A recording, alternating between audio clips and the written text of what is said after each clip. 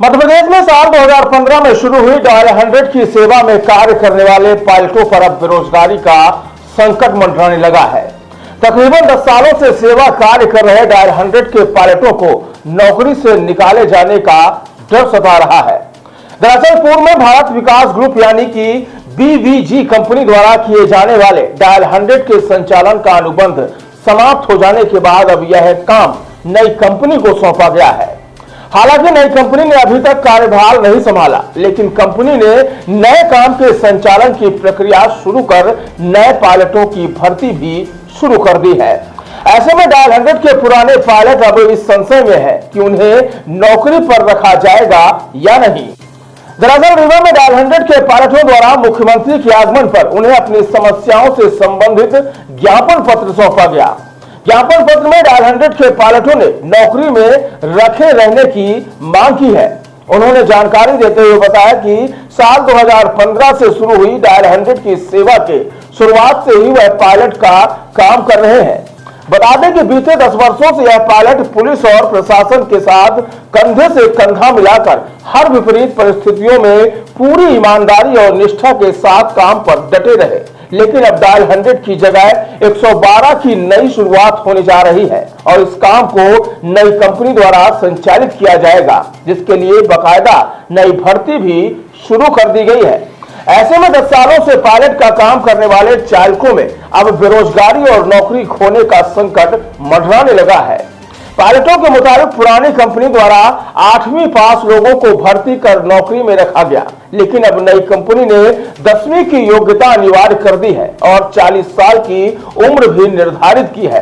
ऐसे में 8वीं पास पुराने पायलट और 40 साल की उम्र पार कर चुके पायलटों को भी नौकरी से हाथ धोने का डर सता रहा है। फिलहाल इन पायलटों ने मुख्यमंत्री को ज्ञापन सौंपते हुए नई कंपनी में पुराने पायलटों को भी नौकरी में रखे जाने की मांग की है।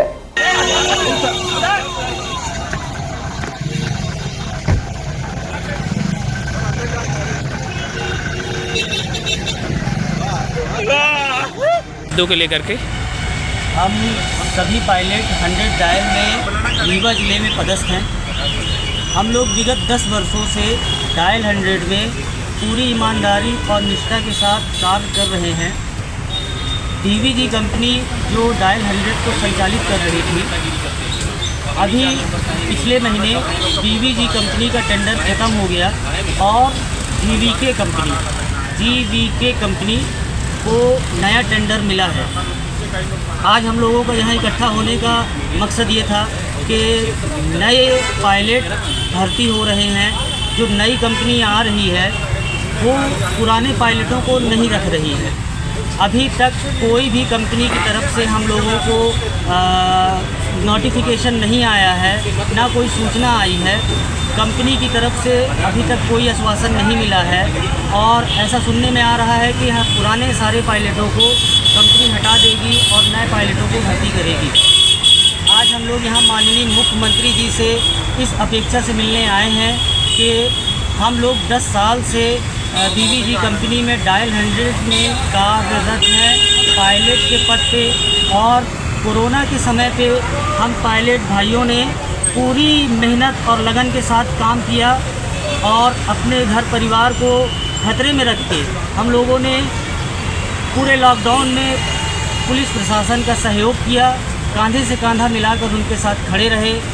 आज हम लोग ये चाहते हैं कि नई कंपनी जो जीवीके आ रही है वो हम लोगों को कार्यरत रखे और हम लोगों को आगे सेवा का अवसर दे, हम लोगों की नौकरी न छीने, यथावत रहे।